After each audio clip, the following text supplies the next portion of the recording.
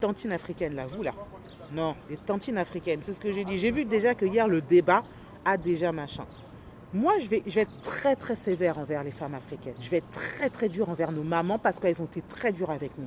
Et limite, la plupart, croyez-nous. Vous pensez que vous nous avez donné bonne éducation? Non, les tantines. Non, les mamans congolaises. Pour la plupart, je suis désolée, je vais dire non. Les insultes, les coups, les rabaissements au quotidien. Et vous voulez que vos filles, elles avancent avec ça. Vous voulez que vos fils avancent avec ça. Moi, j'ai des cousins dans ma propre famille qui aujourd'hui refusent de sortir avec des femmes noires. J'en ai qui m'ont dit jamais je sortirai avec des femmes noires. Et quand je regarde le comportement des tantines et des mamans, parfois je peux le comprendre. Donc ça, c'est un sujet, je vais faire un grand débat là-dessus. Parce que la manière dont parfois elles vous parlent, mais tu te dis, mais c'est vraiment ta mère ou c'est ta belle-mère? C'est pas possible. Tu dis à la limite, ta belle-mère, elle parle comme ça. Ok, mais parfois c'est ta propre mère qui t'a porté 9 mois. Azo Fingayo, elle te frappe comme si elle allait te tuer. Et puis elle est fière. Et puis elle vit Miss Litolo. On est dans la chanson des Mario. J'étais tabassé. C'est ça. Elle te dit non, Bomayo Lelo. Vous vous rendez compte du traumatisme que vous mettez dans la tête des enfants? Oh non, Bomayo Lelo. Oh mon nani. Non, Bomayo Lelo. Mais ferme ta gueule, je te le dis. Ferme ta gueule maintenant, je te le dis. Hey, c'est pas parce que tu m'as mis au monde que tu as le droit de vivre sur moi, je te dis clairement. Ceux qui vont dire oui, la maman en Afrique, non. Parce que vous savez pas comment nous font souffrir ici. Vous n'avez aucune idée du nombre de mamans et de tantines africaines qui ont détruit la vie des jeunes filles ici. Moi, j'ai énormément de copines. Moi, je dis Dieu merci, je m'en suis sortie. Malgré le fait que ma mère, je suis désolée, hein, elle a été très dure. Je me dis merci, mais quand je vois certaines de mes copines proches qui ont fini dans la prostitution, qui ont fini dans la drogue, qui à 16 ans avaient déjà 3-4 enfants, et qu'après la mère a fait c'est la Kintumba, mais toi tu la frappais pas quand elle était petite, c'est pas toi qui l'as tabaissée, qui l'a rabaissée. Oh, tu es pas belle, regarde-toi, tu es grosse, tu as les grosses fesses, tu es nanana, tu es comme ça. Ça c'est quel genre de maman ça? C'est ça l'éducation que tu donnes à ta fille? Pendant la fête des mères, on vous ramène des cadeaux. C'est les cadeaux que tu as donnés, et puis tu prends les cadeaux, tu jettes. Ton enfant a 6 ans. Ton enfant a 6 ans quand il te ramène ce cadeau-là qu'il a fait. Tu prends, tu jettes à la poubelle, tu dis, oh, faut aller me ramener de l'argent. Et puis quand on te rappelle ça à l'âge adulte, oh, c'était pour rigoler. Vous êtes des hypocrites, des démons, je vous dis. Moi, je vous dis, il y a plein de gens avec ma famille, j'ai coupé les ponts. Et il faut arrêter de me dire, c'est la famille, non. À un moment, il y a des gens, il faut couper les ponts avec eux. C'est pas parce que c'est ta famille que tu dois rester avec eux. Et moi, je dis, Dieu merci, j'ai coupé les ponts avec eux. Et je suis très heureuse là où je suis aujourd'hui. Très heureuse. Et il y en a qui ont essayé de revenir dans ma vie. Une semaine après, ils ont foutu le bordel. Une semaine après, dès qu'on a entendu, oh, elle est ingénieure. Oh, Sirius Black, elle est ingénieure, elle voyage aux États-Unis. Oh, Tania, ma nièce, je t'aime beaucoup. Ah, aux États-Unis. Ah, tu peux pas me ramener les baskets? Ting, ting, ting. Oh, tonton, ça fait 10 ans que toi et moi on n'a pas parlé. Ça fait 10 ans que tonton, toi et moi on n'a pas parlé. Tu m'appelles, oh, ma nièce chérie, ma nièce chérie.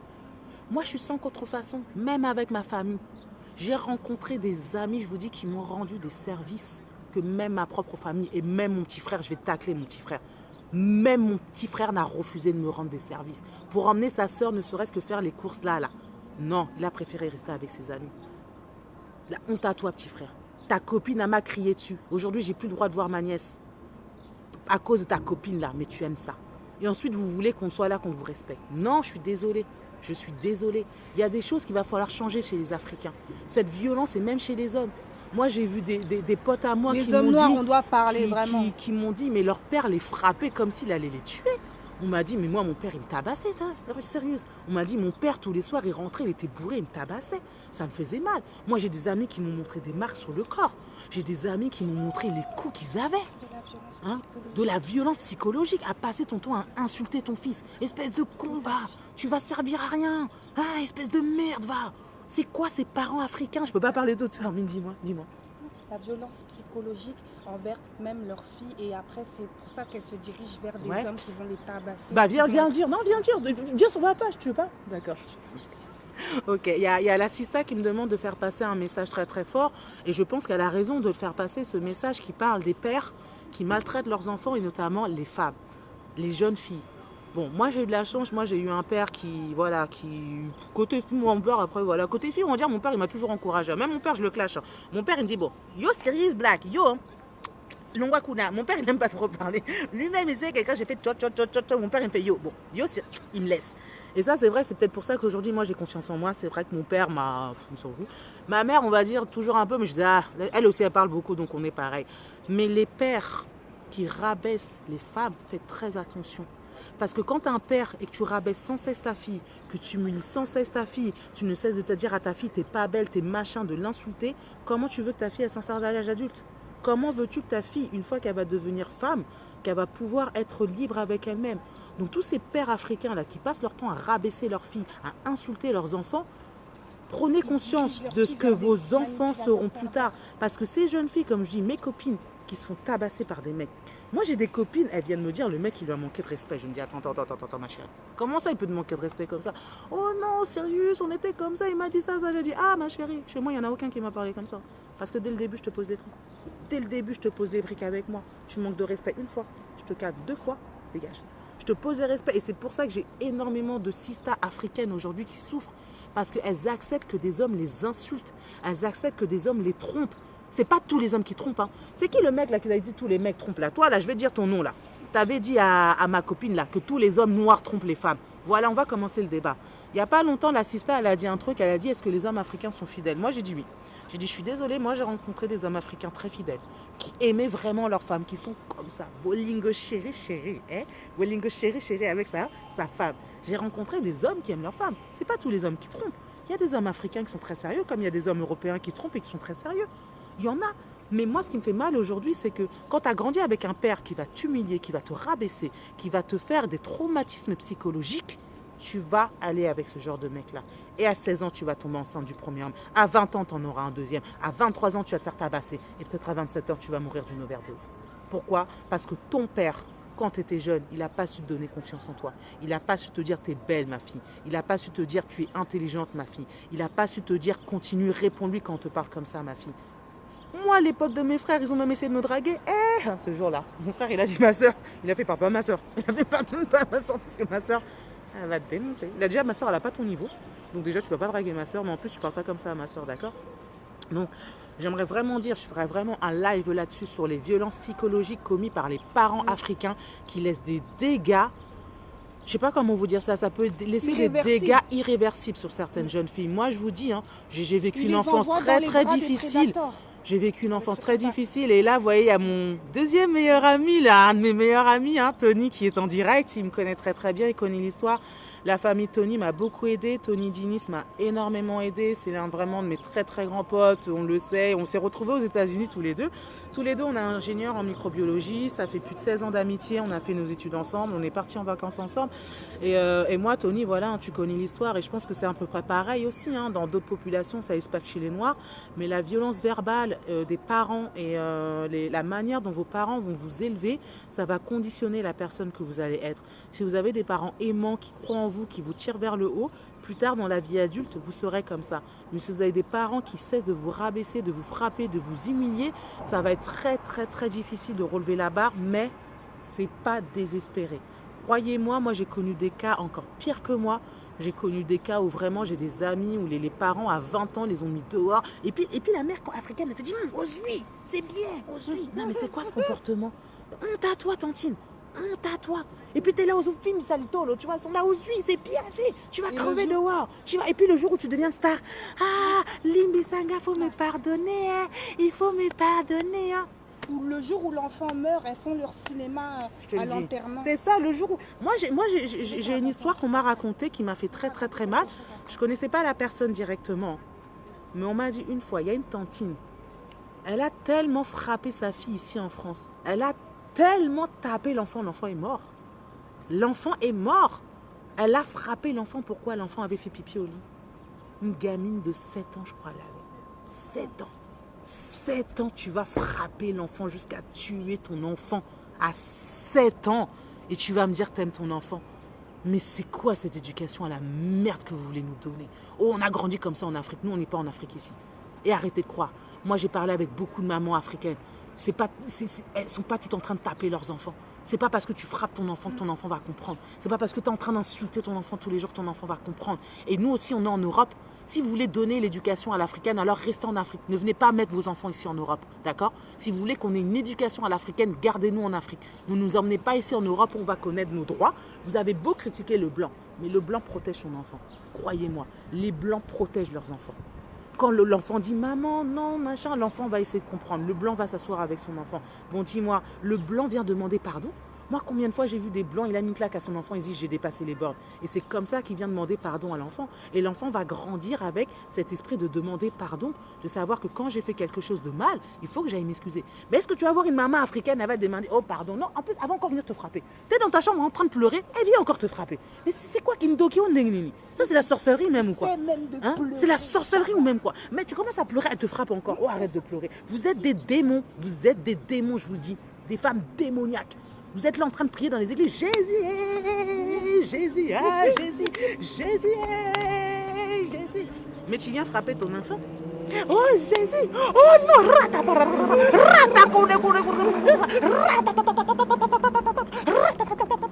mais tu viens frapper ton enfant. Ouais. Oh nom de Jésus, oh nom de Jésus, oh, elle saute comme ça au nom de Jésus. Mais tu viens frapper ton enfant. Oui, c'est moi. Serious Black, oui c'est moi, comédienne. Oui, je sais que je suis une comédienne. Parce que c'est vrai, vous les voyez pas, les tantines. Du lundi au samedi, elle est sage comme ça. Et les dimanches, oh non, mais Jésus, Jésus. Elle va même danser. Elle connaît plus les noms de Jésus que le nom de sa voisine. C'est pathétique. Eh Armin, je sais pas toi, t'en penses quoi de notre population, mais c'est pathétique. Vous passez plus de temps dans vos églises que d'éduquer les enfants. Oh, je connais pas les devoirs, mais les parents des Blancs, excusez-moi, je vais être très claire.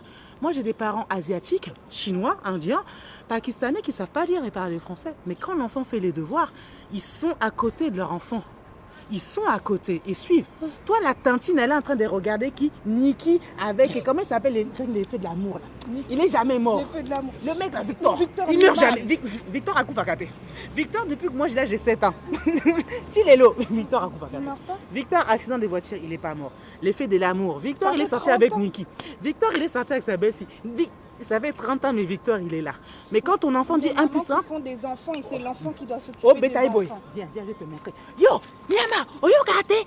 Nyama to finayo, oyo kate. Ta Betaï Boy, même bobayo lelo, oyo kate. T'es pathétique. On en rigole aujourd'hui, hein. Mais vous savez, le traumatisme sacré dans un enfant de 6 ans, d'avoir pris sa tête qu'on va cogner contre le mur pendant des minutes, tout ça parce qu'il n'a pas su faire 2 plus 2, ça fait 4. Alors que Yomoko, maman, y habite. Toi-même, la maman, tu connais pas. Toi-même, la maman, tu connais pas, mais tu frappes ton enfant. Donc c'est pathétique. C'est pathétique, je vous dis. Donc votre nom, là, au nom de Jésus, oh Limbi Sanga, faut me pardonner, je te pardonne. Moi, je vous dis, je te pardonne clairement. Moi, ma mère, je vais pardonner. Parce qu'aujourd'hui, je suis arrivée à un niveau tellement haut, là, qu'elle-même, elle ne peut plus rien dire.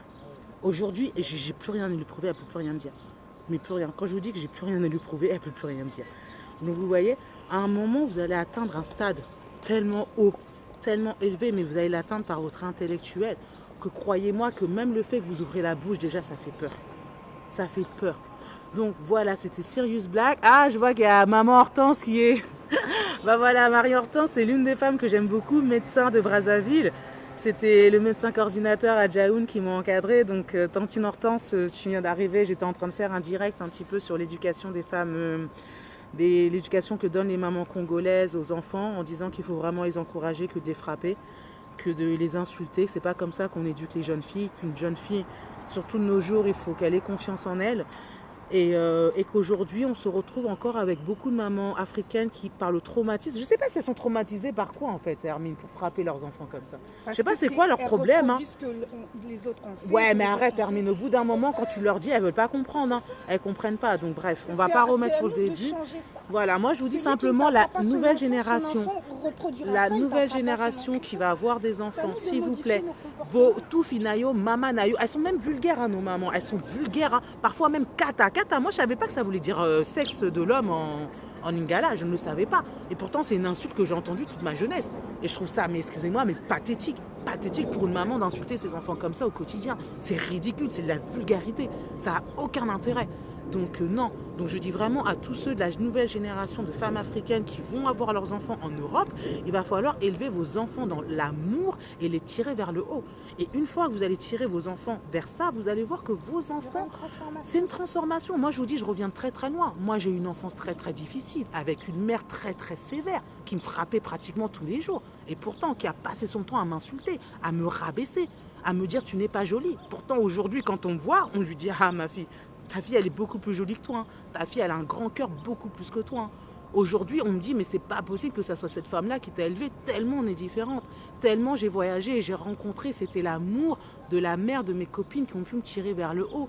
Et c'était des femmes blanches qui m'ont pris en charge, qui m'ont dit c'est pas grave. Quand ma mère elle me frappait, parfois même elle m'interdisait de manger à la maison. Vous vous rendez compte que votre propre mère vous interdit de manger à la maison.